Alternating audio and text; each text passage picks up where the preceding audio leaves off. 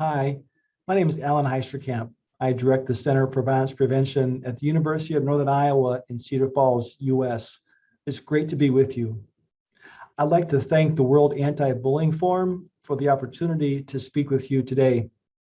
So the title of my workshop, Cultivating Student Responsibility and Accountability as a Means for Fostering Safe and Supportive School Environments. This is a topic that is close to my heart. So let's get started.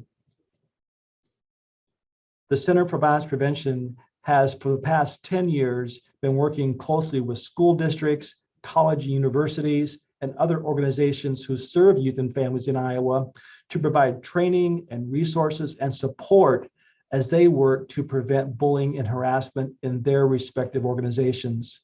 We partner across the state with multiple organizations and agencies because that's the critical strategy for us and an important part of really impacting culture and climate in a positive way.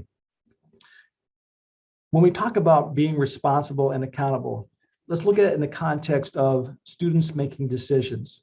So how can we increase the likelihood that students will consider the well-being of themselves and others in those decisions? How can we increase the likelihood that students would recognize their own personal responsibility to behave ethically? How can we get students to base decisions on safety, social, and ethical considerations? How can we get students to be accountable for the consequences of the various actions?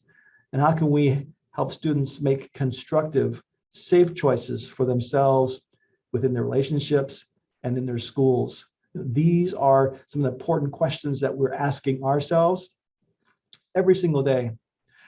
Some of the material that I'm going to share with you here in this presentation come from the Iowa Social and Emotional Learning Competencies. So I'm excited to share those with you as we move along. I suggest there's three main things to focus on if we're serious about culture and climate and creating safe environments and really utilizing student accountability and responsibility in that way. And it's the big picture. B is for bystander approach, the I is for infrastructure and model, and the G is for growing capacity. And I think these three areas provide us, I think, a lot of insight into how do we go about utilizing student responsibility and accountability for the purpose of creating safe and supportive school environments. In Iowa, for the past 20 years, the center has been working closely with school districts to implement a model called the MVP, or Manners and Violence Prevention Model, as a framework to have these conversations to increase responsibility and accountability amongst our student population. What I've always appreciated about this model is that it helps us all to become more aware of the different types of ways in which bullying and harassment can surface, can be manifest in our respective buildings. It also provides an opportunity for us to challenge thinking, our own thinking, but also the thinking of peers and others. We also have been able to use this model to create some really excellent open dialogue and conversation to really discover what others are thinking and really to understand that the way in which I am observing maybe a potentially harmful or abusive situation is similar to how my peers are as well. And finally, the courage and the leadership that it takes to be able to stand up and do the right thing. We can work on this together. And this model has been able to allow us to do that. The bystander approach has been around for several years in multiple decades. And again, it's been a framework for us to help notice behaviors, to help interpret right from wrong, respectful, disrespectful, behaviors that are healthy versus unhealthy, etc. And thirdly, being able to ask ourselves, what's my responsibility in a situation that I might be observing within my peer group? And how might that responsibility lead to action or to be accountable to myself, to my friends, to my school, to the community at large? These questions are important questions to continue to ask and to ponder as we work on increasing student responsibility and accountability. I want to play for you a short video where our colleague Jackson Katz is talking to some high school students who are in the process of learning how to be mentors in their respective schools. So let's take a listen. And it includes everybody, because everybody's a bystander, right? Everybody's a friend, a teammate, a classmate, a co-worker, a family member. Everybody has peer cultures and social groups. The idea here is to say to people who are bystanders, who are friends, teammates, and classmates, what can you do to speak up? What can you do when you see abusive situations? What can you do to support your friends, to challenge your friends, to interrupt the abusive behavior when possible? Do it safely, but do it. And that was the heart of our thinking when it came to creating the MVP model. And my feeling from the beginning has been, there's an awful lot of young people, men and women, boys and girls, who are not comfortable with the abusive behavior that we see around us. We don't appreciate it. We don't like it, but we often don't do anything in the face of it because we're scared, because we don't know what to do, because we haven't seen it modeled for us before, because there might be social pressure on us to be silent. Because, silence comes up over and over again when we're talking about bullying and harassment and abuse, doesn't it? And it's not just the silence of the victims.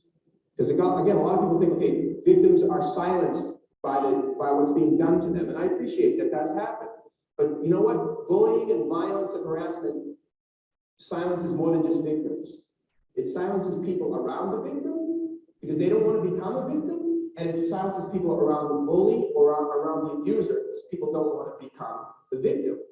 And often we also know from research over the past generation that an awful lot of abusive behavior is enacted by boys and girls who are popular, not who are some schoolyard bully standing on the corner, kind of ominous looking in the ogre Shrek-like sense, but rather normal, average people, including popular people, right?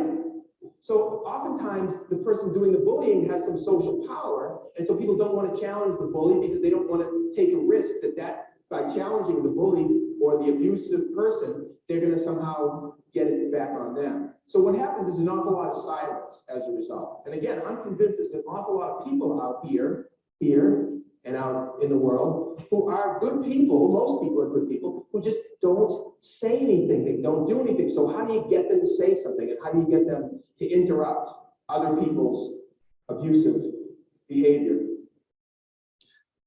So Jackson points out really the seriousness or the importance of silence and how silence can work negatively in our efforts to create safe and supportive environments. And also the last questions that he asks the students there is, how do we get more people to speak up, to say something when they see bullying and or harassment and abuse? Well, we do this in a couple of different ways. And in a process of our training and implementation, we invite students to facilitate conversations with younger peers with statements like this. So for example, if a friend is bullying another peer or is being bullied, I need to do something. And what our student leaders, our student mentors do is they invite the students in their classroom, in their session, to ask themselves, do they agree with the statement? Do they disagree with the statement? Or are they unsure? And in that open dialogue, in that conversation, students begin to understand what others think. And they oftentimes discover that they're thinking the same thing that we were thinking or that they were thinking. And that group agreement, understanding that most of us don't like this type of behavior, but we're not quite sure what to do. But once we agree that doing something is better than nothing, then we can get into some more specifics. And so again, taking this approach one step further to increase responsibility and accountability, we look at a social situation that might be familiar with younger peers. So for example, a guy you hang around with frequently insults and makes fun of another young man. You've never seen him hit the other student, but you wouldn't be surprised if he did. We ask students, could this happen in your school or your community? And the heads always nod. Of course it could happen. So we're always talking about a behavior or a situation that's relevant and meaningful to youngsters. But then take it one step further and put ourselves in the role of the shoes of the bystander, the person who's watched this happen. They may be saying to themselves, is this any of my business? I feel bad for the student who's being picked on, but is it my place to intervene? Neither kid is really that close to me, But also, I don't want the aggressive guy to pick on me either. But I feel really uncomfortable when I see a person treating someone else like dirt. What should I do in that situation? These important questions that get raised also validate the questions that a bystander, that a friend or a classmate might have if they were watching this unfold. And it begins to allow us to ask questions like, so why might someone be silent in this situation?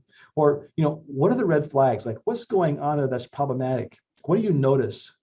And then question, so how responsible might I feel for saying or doing something? And even if I did feel responsible, what exactly would I do?